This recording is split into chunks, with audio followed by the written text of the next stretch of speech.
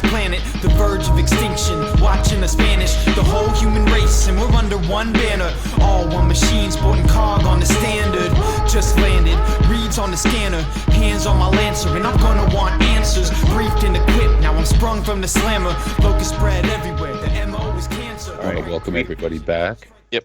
To the unofficial Gears podcast. I'm Killer Mike. I'm Popsicle Runner. So 2018, we were given like a little teaser, a game Gears was making called Gears Tactics. Now we have a release date, and they actually released a trailer for it. Yes, finally. Now we know for certain when it takes place and how it's going to look. So they are offering a 40-plus hour campaign.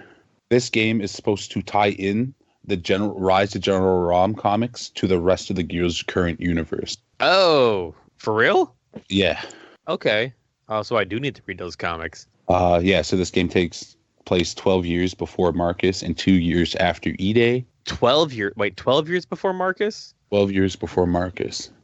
Yeah, okay. So, well, like, Marcus is still alive, but Marcus isn't Marcus yet. He isn't the legend. That's what I mean. Oh, that's right. Yeah, because like the first 3 Gears games take place over like a couple years span. Yeah. Like way towards the end. Okay, that's right. Okay. No, I'm with you. So this is, of course, is a tactics-based game. So if you guys have played XCOM, that would probably be the best comparison. Yeah, let me say something about this, because I don't know if you remember this, Mike. First, let me say this. My top 5 games, this is what order they used to go in, is it's a game by the Sega Genesis called Shining Force. Number 2 was the Gears of War franchise. Number 3, Final Fantasy Tactics. Number 4, and this is pre the new XCOM games. So number 4 was the 1996 XCOM PC game, and then number 5 was the Warcraft franchise, 1 through 3, before World of Warcraft. This is how this went. 3 of the 5 of those games are tactic games, and I loved Gears of War because it was like a third-person tactical game. It brought me into the same like XCOM tactic-based maneuvering on your opponent kind of game. And I don't know if you ever remember me, but like for years I've been screaming that Gears of War would be perfect in this type of game mode. And finally, it makes sense. It does, because like that's how the game's presented, but in a third-person perspective. You know it? For sure. So yeah, I've been wanting a version of Gears of War like this forever. So now that it's finally here, I'm like probably one of the most excited people that will ever exist in the fandom for Gears of War, because this is what I've wanted in the Gears of War franchise like for a long time. It was like a side story in this kind of setup. All right, go ahead. Sorry, Mike. I had to. No problem. I had to get that out there. Like I was saying, it takes 2 years after E-Day. It follows some new characters. First character that you'll get to play as, Marcella Spectre Trin. I don't really know too much about this character yet, but she appears to be a cog type character that wears, like the Carmine helmet. Oh, okay. Okay. Next character is Gabriel Diaz, or Gabe Diaz. So it has been confirmed that Gabe Diaz is in fact the father of Kate Diaz, the husband to Reina and the brother of Oscar. Oh shit, okay. Gotcha. Wow. We definitely got some people coming in here. Oh wait. All right. Next one is Michaela Dorn. She looks like a sniper type character. Again, there's not much about her, so I'm guessing that Marcella and Michaela are both new to the franchise. First appearance. Probably. They must be. I don't recognize the names myself. Also, well, this is their first appearance, like all of theirs, but I gotcha. There's like no information on those 2 characters. And then fourth character is a character named Sid Redburn. He looks like a badass with an eye patch and a white mustache. Does he have a cigar? I didn't notice. Is there a cigar in his mouth? Because usually when you get to that point, you totally have a cigar. Oh, right. So Sid Redburn, he was actually mentioned in one of the Gears 5 collectibles. And It says in the collectible, that he was stationed at New Hope Research Facility during the Pendulum Wars at the same time Niles was doing his experiments. No kidding. Wait, Niles. Who's Niles? He's the guy who created the Sires, that scientist guy. That's right, the scientist. I always forget what his name is. Yeah, you come across him a couple times, once in 5 and another in 2. That's right. This is where the rise of the General Ram comics comes in with this new villain. So his name is Yukon. He's a Cantus-like locust. He is, and he's 100% verbal. Yes, so he knows how to speak, I guess, English. I guess that's. Yeah. But like I don't know. He speaks it well. Like he talks like if Mira was talking. He just talks. Yeah. So it makes me wonder, for anyone who hasn't finished the campaign of 5, you find some things out about Mira. I won't go into detail, but it makes you wonder if maybe he's kind of around the same kind of thing. You know what I mean? Like Sure. We don't know yet, but it's a possibility. But in the trailer for it, he was definitely like talking, like just talking. Which was kind of odd to see this like Cantus figure just like speaking all normal like.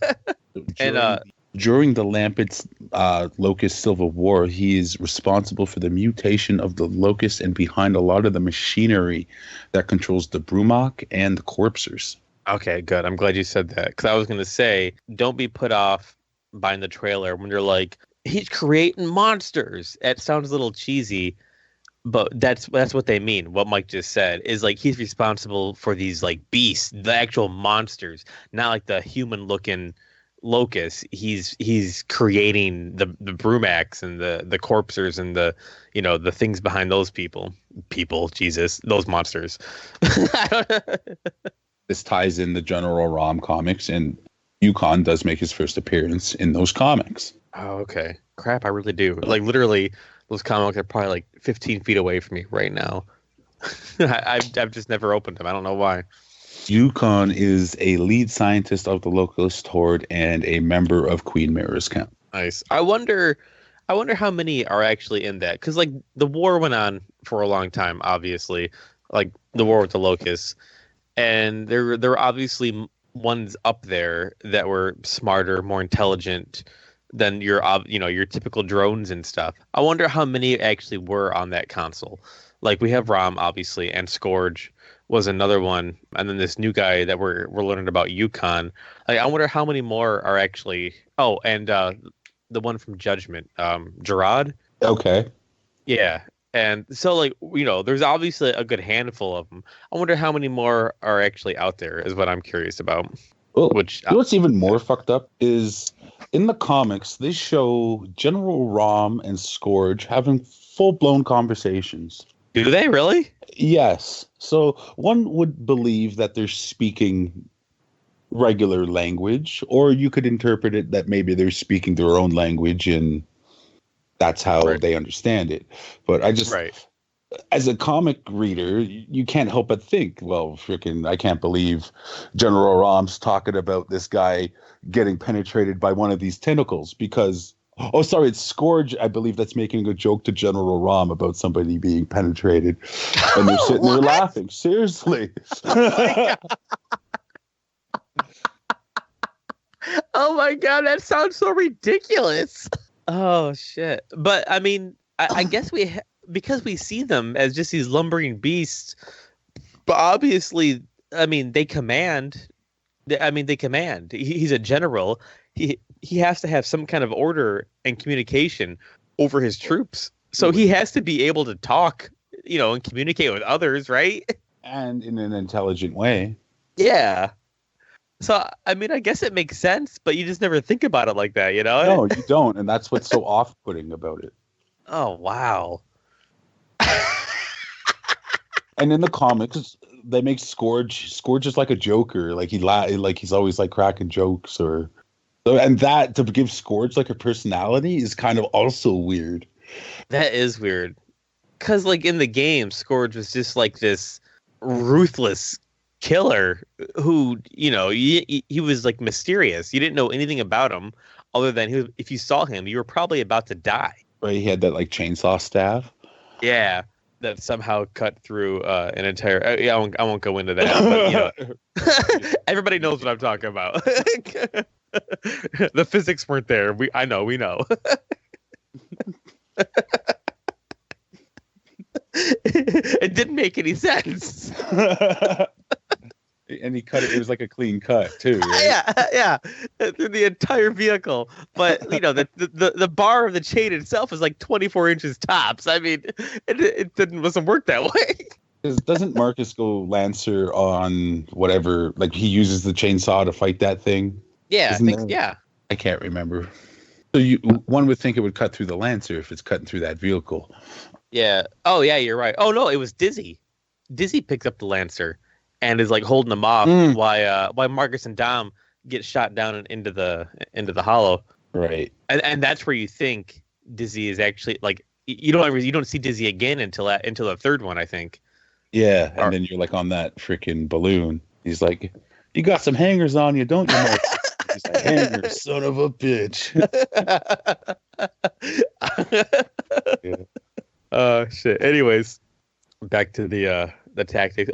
Is there anything else you got on tactics, Mike?